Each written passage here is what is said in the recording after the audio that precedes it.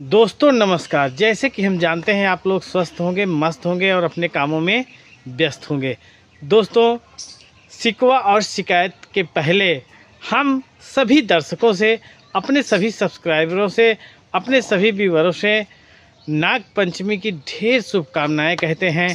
और गिला शिकवा तो बना ही रहेगा, क्योंकि आज हम बहुत दिन बाद आप लोगों से मुलाकात कर रहे हैं, बहुत दिन बाद आप लोगों से बात कर रहे हैं, जिसकी वजह से हम लोगों के बीच में कुछ न कुछ दूरियां हो गई हैं।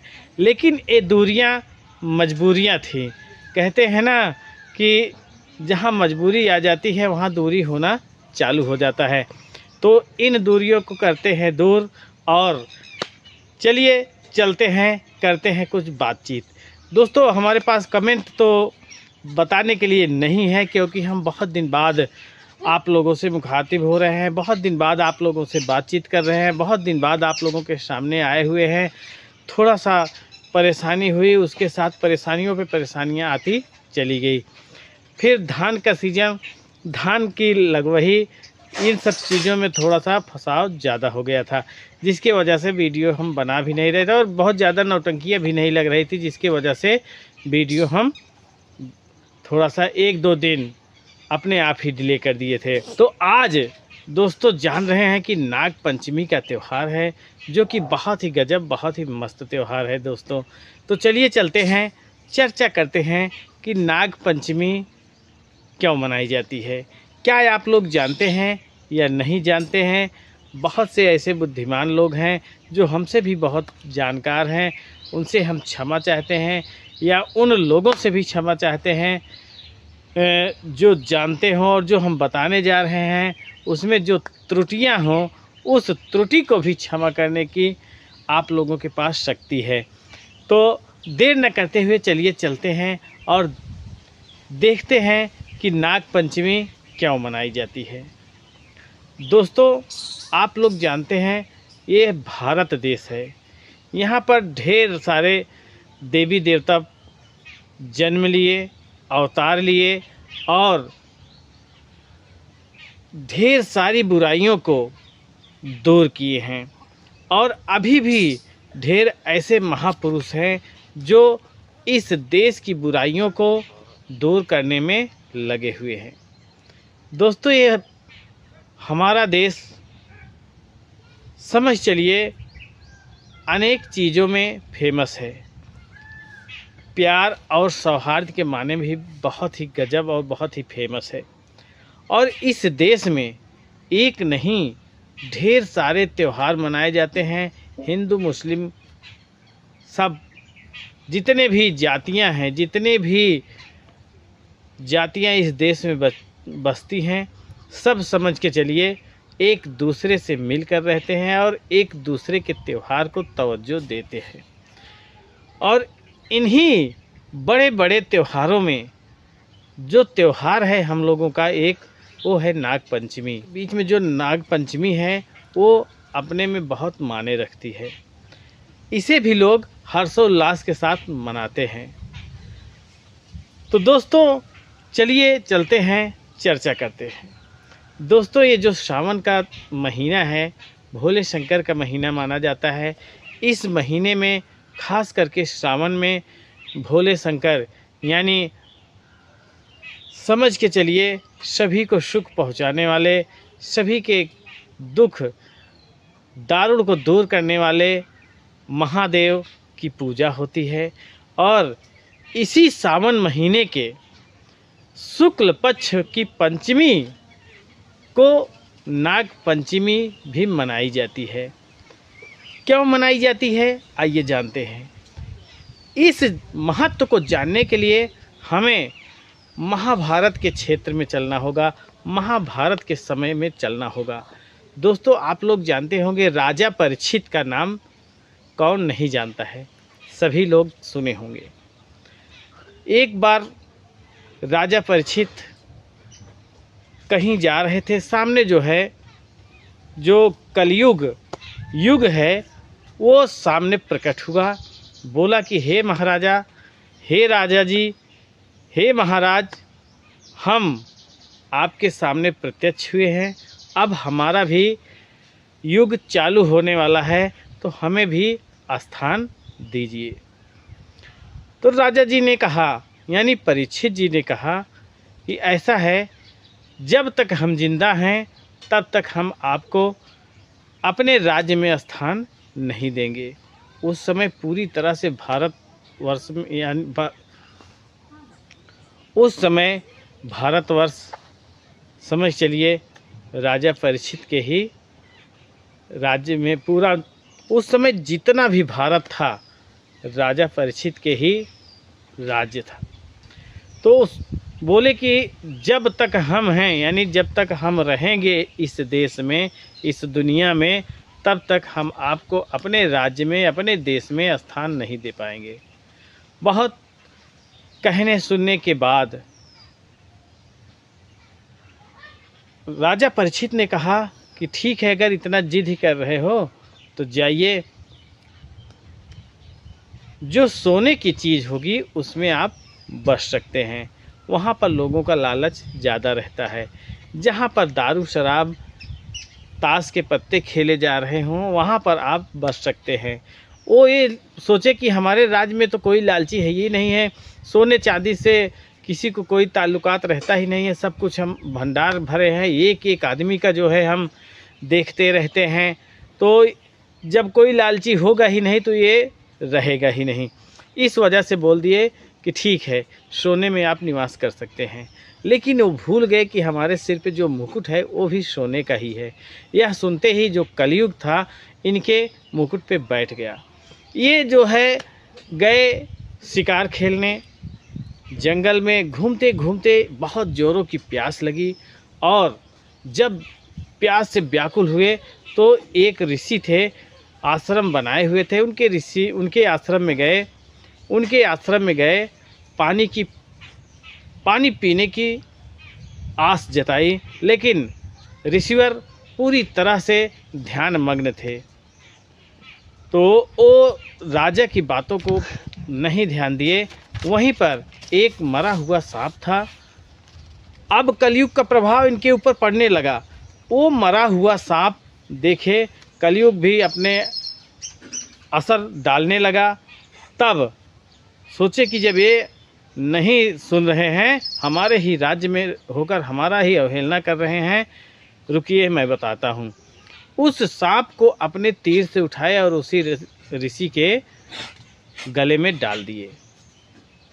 इन बातों को जब देखकर कुछ शिष्य ऐसे थे जो जाके इनके, यानी ऋषि जी के बेटे को बताया कि ऐसे ऐसे किए थे, महाराज जी आए थे और आपके पिताजी के गले में मरा हुआ सांप लपेट कर चले गए। इतना सुनते ही उनका बेटा क्रोध में पूरी तरह से रंग गया, और ये लोग नहा रहे थे नदी में, वहीं से जल उठाए और श्राप दे दिए कि जाओ, मैं श्राप देता हूँ कि यही नाग आपको डस लेगा और इसी नाग के डसने की वजह से आप मर जाएंगे।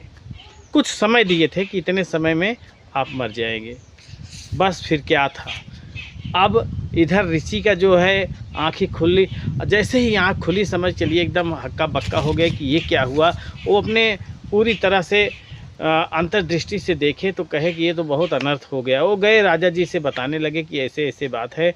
तो महाराज जी बोले कि गलती तो मेरी है जो कि मैंने कलयुग को स्थान दिया और परिणाम यह हुआ, लेकिन जो होनी है वो होके ही रहेगी। तो किया क्या जा सकता है, वो नाग राजा परीक्षित को डस लिया। तब उनका एक बेटा था जिनका नाम जन्मेजय था। आप लोग पढ़े होंगे, आप ये हाई स्कूल इंटर के कोर्स में भी था जन्मेजय का नाग यज्ञ। तो दोस्तों ये सोचे कि अगर तक्षक नाग ने काटा है हमारे पिताजी को तो हम एक ऐसी यज्ञ करेंगे कि इस दुनिया में कोई नाग बचा ही न रह जाए, पूरा यज्ञ में भस्म होकर स्वाहा हो जाए। हम भी बदला लेंगे नाग कुल से। फिर क्या था, यज्ञ चालू हो गया, अच्छे अच्छे ब्राह्मण आए, बहुत अच्छी तरह से यज्ञ भूमि सजाई गई, यज्ञ चालू हो गया और यज्ञ होते होते मंत्र पढ़ना चालू हो गए। मंत्र पढ़ते पढ़ते इतना भयंकर रूप से यज्ञ की ज्वाला प्रचलित हुई कि समझ के चलिए जितने नाग थे, जिधर भी नाग थे, जितने भी सर्प थे, सब उस नाग यज्ञ में पूरी तरह से गिरने लगे और भस्म होने लगे। जितने भी नाग थे लगभग भस्म हो गए थे। एक वही नाग बचा था जो तक्षक नाग था। फिर वो भी सोचा भैया अब तो हमारे भी समझ चलिए जान के लाले पड़े हैं। वो भागता हुआ गया, इंद्र का जो इंद्रासन था उस पर पूरी तरह से पूरे शरीर से लपेट लिया और इंद्र स्वयं उस पर बैठे हुए थे। और यहाँ मंत्रों की आहुति होती रही। इतना तगड़ा मंत्र पढ़ा जाने लगा कि उधर से इंद्र का इंद्रासन हिलने लगा। अब इंद्र भी हड़बड़ा गए कि भैया ये क्या हो गया, ये हमारा सिंहासन कहाँ भागते चला जा रहा है। तभी देखे कि भैया हमारे सिंहासन में तो तक्षक नाग जी पूरी तरह से लपेटे हुए हैं। पूरी तरह से जब देखे कि अब तो तक्षक नाग के साथ मैं भी यज्ञ में भस्म हो जाऊंगा, पूरी तरह से देवताओं में खलबली मच गई। चारों तरफ हाहाकार मच गया कि भैया इंद्र महोदय जी तो यज्ञ में जाने वाले हैं। फिर क्या था, सभी देवता में हाहाकार मचा। वो नाग रानी यानी मनसा जी के पास गए, बोले कि ऐसे ऐसी बात है, अब क्या किया जाए। अब तो इंद्र महाराज भी समझ चलिए जाने वाले हैं। तभी उनका बेटा आस्तिक ऋषि थे, वो बोले कि मैं इस यज्ञ को रोकूंगा। दोस्तों अब वो वहाँ से चल दिए और जन्मेजय के सामने आ गए।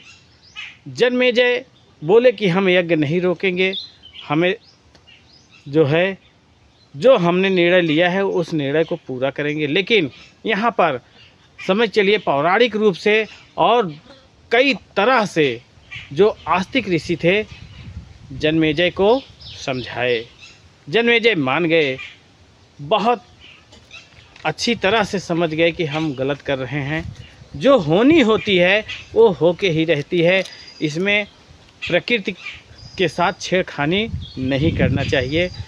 फिर आशीर्वाद देने के लिए आस्तिक ऋषि ने उनसे कहा कि आप जो मांगना चाहते हो मांग लीजिए। कुछ मांगे थे, बहुत ज़्यादा जानकारी नहीं है हमको, अगर आप लोगों को जानकारी होगी तो कमेंट ज़रूर करिएगा। तब जब यज्ञ रुका है तो समझ चलिए वो तिथि शुक्ल पक्ष थी, सावन का महीना था और पंचमी का दिन था। तो उसी दिन जो दूध काफ़ी मात्रा में आस्तिक ऋषि ने अपने मंत्रों के द्वारा उच्चारण किया और काफ़ी मात्रा में दूध जहाँ जहाँ सर्प आग की लपेट में थे, यानी यज्ञ की आग की लपेट में थे, झुलस रहे थे, कलझ रहे थे, समझ चलिए दूध की बौछार हुई और सारे नाग जो है, सारे सर्प जो है पूरी तरह से फिर से जो कलह थी उस कलह से छुटकारा पाए। तो उसी दिन से नाग पंचमी की पूजा होने लगी। दोस्तों ये तो था हमारा महाभारत का।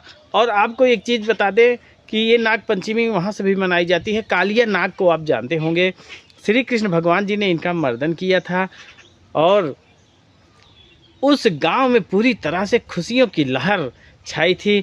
तब भी सावन का ही महीना था और शुक्ल पक्ष की पंचमी ही थी। उस दिन से भी नाग पंचमी उस उपलक्ष्य में भी मनाई जाती है। बहुत ज़्यादा जानकारी नहीं है। एक तथ्य और हमारे सामने आया था समुद्र मंथन का। दोस्तों जो वासुकी नाग जी थे वो रस्सी के रूप में जो पर्वत में लपेटे गए थे, रस्सी का रूप समझ चलिए बनाए थे। रस्सी के रूप में इनको लपेटकर देवता और जो राक्षस थे दोनों लोग पूरी तरह से पर्वत को घुमाते थे, समुद्र मंथन करते थे। तो वहाँ पर नाग जो वंश थे अपना प्रताप दिखाए थे। तो तब से भी जो है ये नाग पंचमी का कुछ न कुछ उद्भव माना जाता है। तो दोस्तों नाग पंचमी इस कारण से मनाई जाती है। ढेर सारे कारण हैं। कुछ लोगों को तो ये तथ्य गड़बड़ लगेगा, लेकिन देखिए ये जो हम आपको बता रहे हैं ये किताब से ही पढ़ के बता रहे हैं, किताब से ही जानकारी लेकर बता रहे हैं। अगर कुछ कमियां हों, कुछ त्रुटियां हों तो आप लोग क्षमा ज़रूर करिएगा।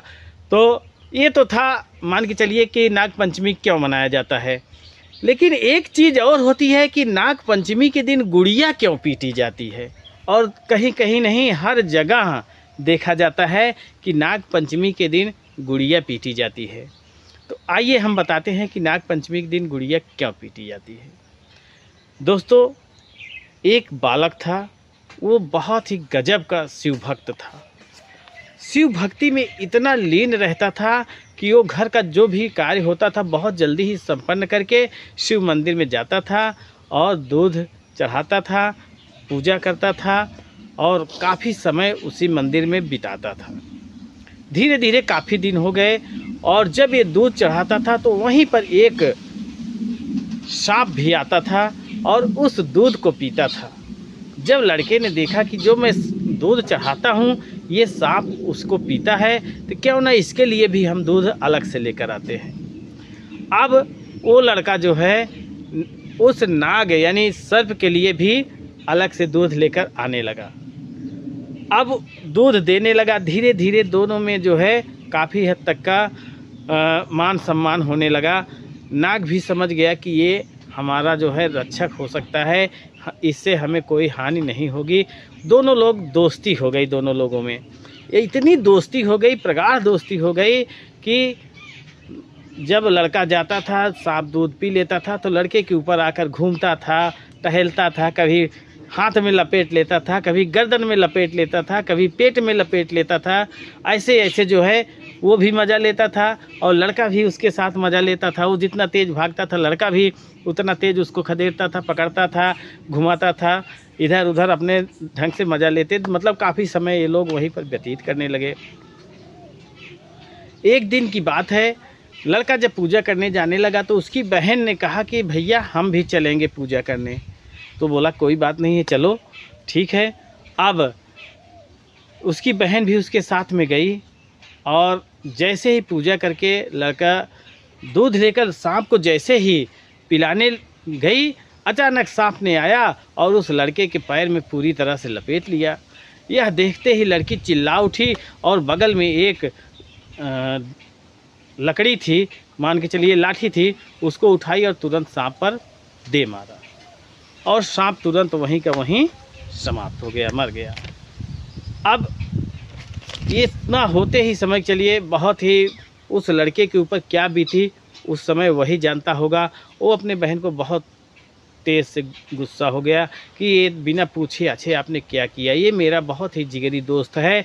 पूरी घटना बता दी उसने। तब वो जो है बहुत अपने दिल में ये हुआ कि हमने तो बहुत गलत काम कर दिया। और वहीं पर पुजारी, ऋषि मुनि और सभी लोग एकत्रित हुए, कहे कि अब इसका क्या निवारण होगा। अब तो समझ चलिए दोस्त चाहे जो भी हो, चाहे जानवर हो, चाहे मनुष्य हो, चाहे जिस रूप में अगर दोस्त हो, उसको अगर मारा जाता है तो समझ चलिए कहते हैं हत्यारी लगती है तो हत्यारी लग ही जाती है। अब उस लड़की को हत्यारी के रूप में जो निवारण था, इस हत्यारी का जो निवारण था वो ये था कि ये लड़का अगर इस लड़की को 5 लाठी मारेगा तब समझ के चलिए इसका जो है निवारण होगा। अब ऋषि मुनि तो बता दिए, लेकिन लड़के की ये बात हजम नहीं हुई कि यार हम अपनी बहन को मारेंगे 5 लाठी में, तो ये बेचारी एकदम दुबली पतली, सब ये भी भगवान को प्यारी हो जाएगी हमारी बहन। तब ऋषि मुनि जो है निष्कर्ष निकाले कि कपड़ा की गुड़िया बनाओ और कपड़ा की गुड़िया को ये अपने हृदय से लगाए और उस गुड़िया को यहीं मंदिर के पास फेंको और ये लड़की फेंकेगी और जब ये फेंकेगी तब आपको उस गुड़िया पर 5 लाठी मारना होगा। तो ये जब निकाला गया तब वहीं से ये प्रथा प्रचलित हो गई और गुड़िया पीटने की प्रथा वहीं से चालू हो गई। तो दोस्तों ये तो हमारी जानकारी थी, पढ़ी लिखी जानकारी, मतलब किताब और नेट के माध्यम से आप लोगों को ये जानकारी दिए हैं। अगर आप लोगों को ये जानकारी अच्छी लगी हो तो कमेंट ज़रूर करिएगा। और चलते ही चलते आपको एक चीज़ बता दें कि आज जो नौटंकी का लोकेशन लगा हुआ है वो है शिवांगी स्वर संगीत पार्टी। जी हाँ दोस्तों, स्वर्गीय राजकुमार हिमांशु डांसर, अरबाज और अनुराग कॉमेडियन की ज़बरदस्त और बहुत ही तगड़ी नौटंकी पार्टी आज लोकेशन में लगी हुई है, वो भी नाग पंचमी के उपलक्ष्य में लगी हुई है। बहुत ही गजब, बहुत ही मस्त नौटंकी है। और इस नौटंकी में जो नए ढंग से जितने भी कलाकार आए हुए हैं, बहुत ही गजब, बहुत ही मस्त, बहुत ही तगड़े कलाकार हैं। साज बाज वाले भी बहुत ही गजब के हैं। और समझ चलिए पात्रकर्ता, डांस करता जितने भी हैं सब बहुत ही गजब, बहुत ही दमदार हैं। तो आज इनकी नौटंकी होना है ग्राम सभा कतरौली, पोस्ट कतरौली, मुबारकपुर के पास पड़ता है दोस्तों। कहला रानीगंज प्रतापगढ़ लगाता है। अगर उधर के हमारे दर्शक हैं तो जाइएगा, इनकी नौटंकी का मज़ा लीजिएगा और कमेंट करके ज़रूर बताइएगा कि नौटंकी कैसे लगी। और आप लोग कमेंट करिएगा, अब हम और आप एक कमेंट से जुड़े रहेंगे। मिलते हैं अगले दिन अगले वीडियो में, तब तक के लिए नमस्कार।